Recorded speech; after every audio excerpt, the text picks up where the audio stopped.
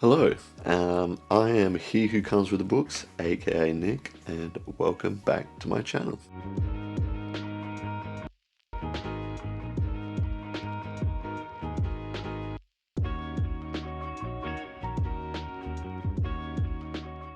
Today I'm going to be going through a spoiler-free and spoiler discussion of the fourth book in the Wheel of Time series, The Shadow Rising.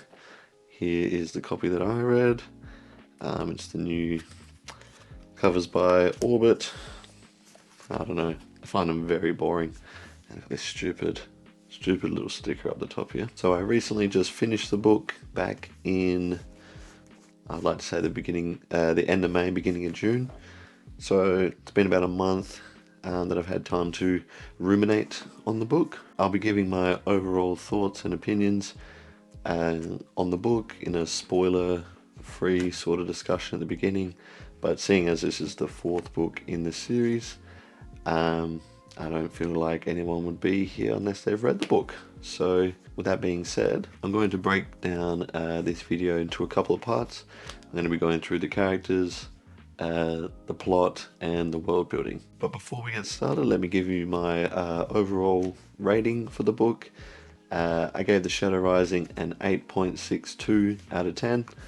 So overall a very well written book and very enjoyable. I am taking the rating system from Two to Ramble, which is an amazing podcast slash booktube channel, and I definitely recommend you go and check them out. They got some really funny videos, and the two co-hosts really bounce off one another really well. So their rating system uses 5 different areas. You got emotional impact, characters, plot, prose, and world building. You give them a score out of 10 and then obviously average them out, and that gives you the overall score. So for emotional impact, I gave the book an 8.5. For characters, I gave it an 8. Plot, I gave it an 8.5. Prose, I gave it a 9. And for world building, I gave it a 9.1. And that's how we came out to my 8.62 rating. But without further ado, let's get into the video. So for the spoiler-free section of this video, I'm just going to go through the overall feelings about the book. No real specifics, but do be warned, this is the fourth book in the series.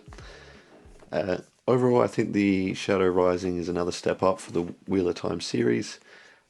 Despite The Great Hunt being my favourite of the 4 so far, I would definitely put The Shadow Rising just below that, and think it really expands on the world and gives us a glimpse of what Robert Jordan was trying to do with this series. Unlike the first 3 books, I feel as though The Shadow Rising really kicks it into another gear. Events are happening. It definitely feels like a lot more things are happening. Not to say that in the first 3 books stuff didn't happen, but I think Rand, Matt, and Perrin get some real development in this book.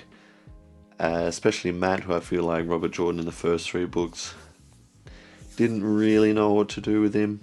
In the 3rd book, we get Matt really, I think, kind of starts coming into his own, but in book 4 we definitely get more of that.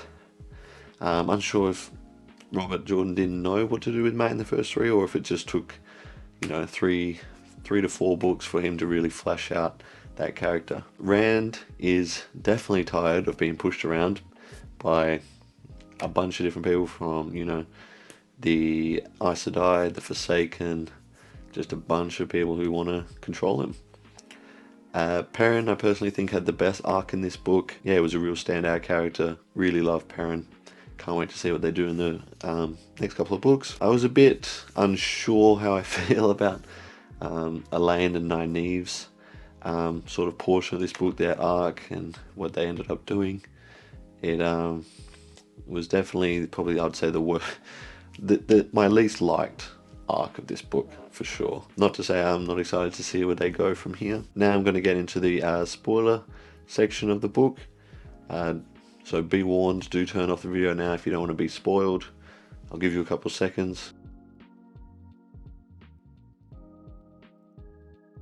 So starting off with the characters, I'm just going to be breaking down the main characters, aka the Emmons Fielders, and their arcs throughout the book, starting with our main character, the Dragon Reborn, he who comes with the dawn, Rand. So Rand I really liked in this book, having not many chapters in the Dragon Reborn following Rand.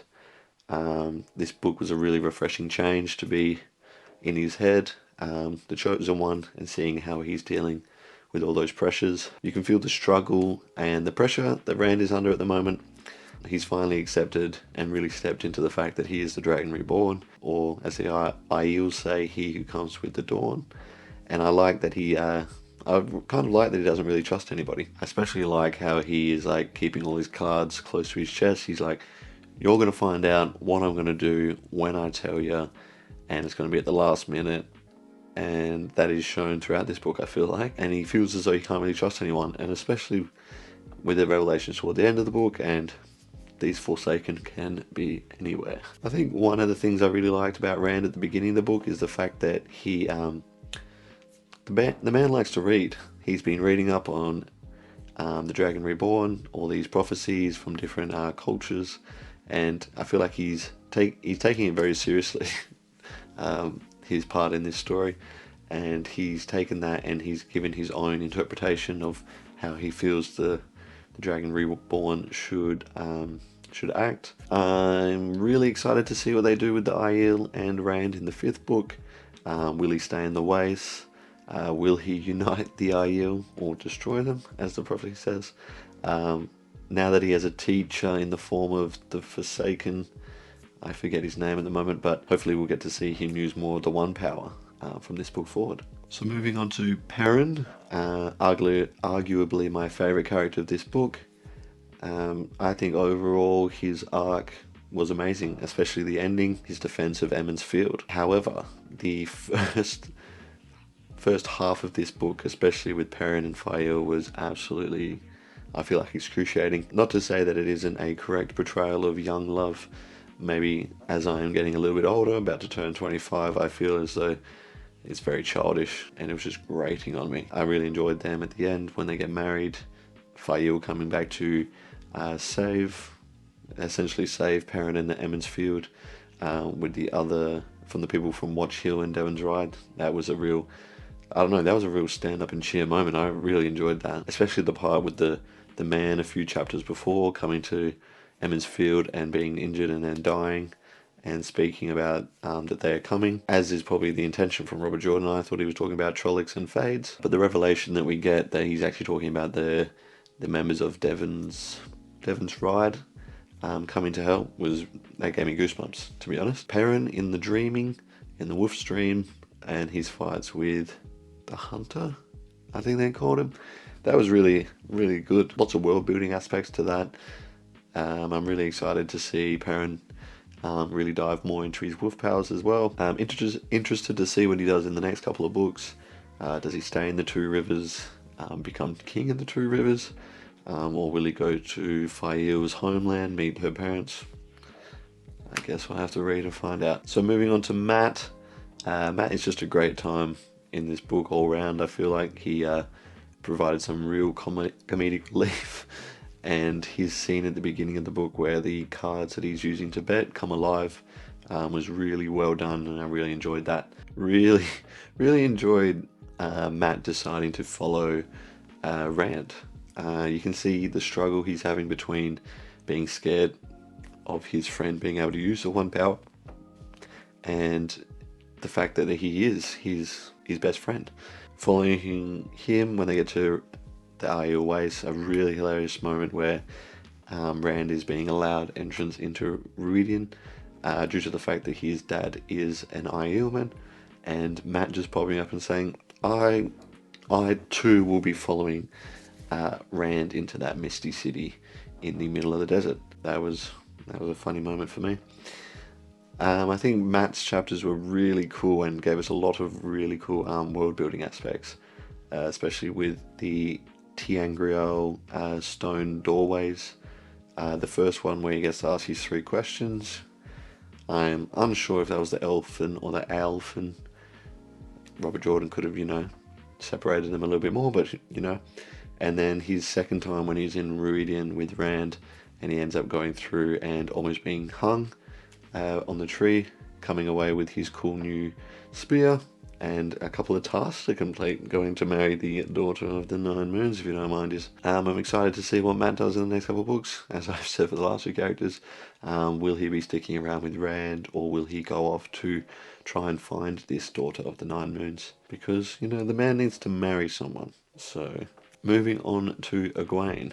What to say about our lovely Egwene? I think she really kind of took a back seat in this book. She's obviously in it quite a lot. She has a lot to do with the dreaming and helping Elaine and Nynaeve. But I feel like still she was kind of, in the background. She's learning a bit about the dreaming. We didn't get to see much of that learning. She's coming back to that, her use of the One Power, I believe. So I'm excited to see how she expands on that use of the dreaming in the next couple of books, and how much of a role she will play. Now to Nynaeve. One aspect that I really like about Nynaeve is that she is fucking strong with the One Power. It'll be interesting to see if she can remove this limitation it feels like she's put on herself with the fact that she has to be angry to even use the power. Her trip to Ten Chico with Elaine, like I said, I think at the beginning of the book, is the beginning of the video, should I say, was probably my least favorite aspect of this book, or least favorite arc of this book. One thing about Ten Chico, it was very interesting to see how there's different cultures, especially with the clothes, the veil over the face, and Robert Jordan really fleshing out that different cities, different areas of this world have very varying cultures. Standout part for Nynaeve, I should say, is her fight with Morgadine,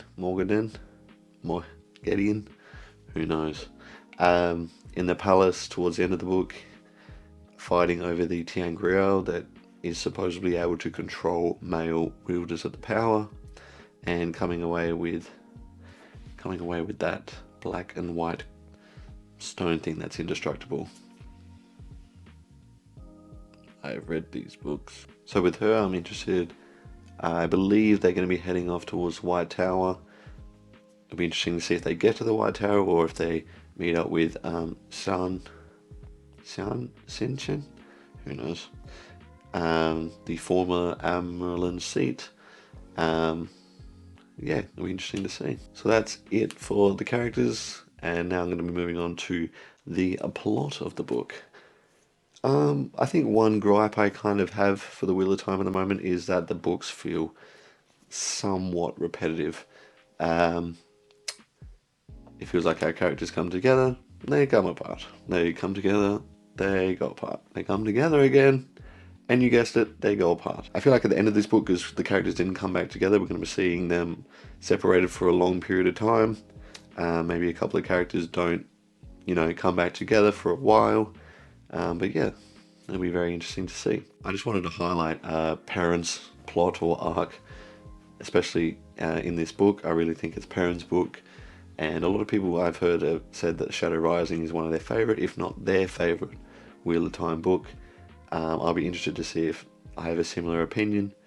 But definitely Perrin's ups and downs, emotional roller coaster, and it feels like the man was doing something. He had a lot going on. He's travelling through the ways, dealing with Fael, fighting the hunter in the dream, protecting Emmons Field from all the Trollocs. The man's a king. Everyone thinks he's a king now. So overall, I think the plot was really well done. Now to talk about the world building. I really loved the world building in this book. I think it's one of the strong points. The world really expands. We pretty much get a second world that we had dabbled in with the dreaming, but then also the worlds with the Aelfin and the Elfin, through the Tiangriel stone doors with, you had Matt go in there, Rand, Enmore, fire, what's her name? Moraine. And we get to find out what Matt's questions are. I think it'd be very interesting to find out what Moraine and Rand asked of these weird creatures. Matt just knows the old language now. He's a genius, and I can't wait to see him use more of that and use more of the knowledge he received from demanding those 3 requests from the Aelfin or Ilfin, whichever one. The Forsaken feel really involved in this book, instead of just being like one or two kind of coming along the story like Landfear, and then right at the end there being like a big battle with the Forsaken. Even though there is one of those in this book, you find out that the Forsaken were riding along with Rand most of the time, and then you had the Forsaken in Tenchiko with Nynaeve and Elaine. And probably the best part of this book, Ruidian. What an amazing set of chapters and experience. My thoughts on the Ruidian at the moment, the way it was being described, one, it sounded like a modern day city. It sounded like skyscrapers that had crumbled. It sounded like like he was saying glass on these massive buildings. And then it also sounded like the old city that used to be near Emmons Field. I forget the name.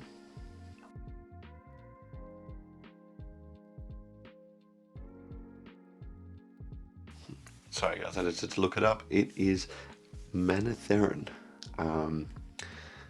I think some of the descriptions in the book talking about Manetheren seem very similar to the ones in Ruidian. I'd be interested to see it. I guess I'll read and find out.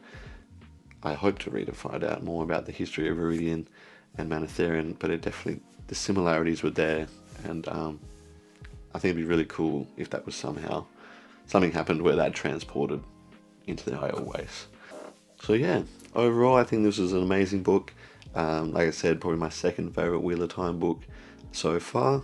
I'm hoping to read The Fires of Heaven in August, but we'll see how that goes. I'm currently doing a read along with the Faithful and the Fallen series, and I'm just about finished with Malice, starting Valor next month. I'm also putting together a video about the Rhythm of War, the fourth book in the Stormlight Archive series. Finished that a few weeks ago now, I think, or a week ago, and it was absolutely amazing. So look out for that video. But otherwise, make sure to like and subscribe, and I'll see you all later. Bye.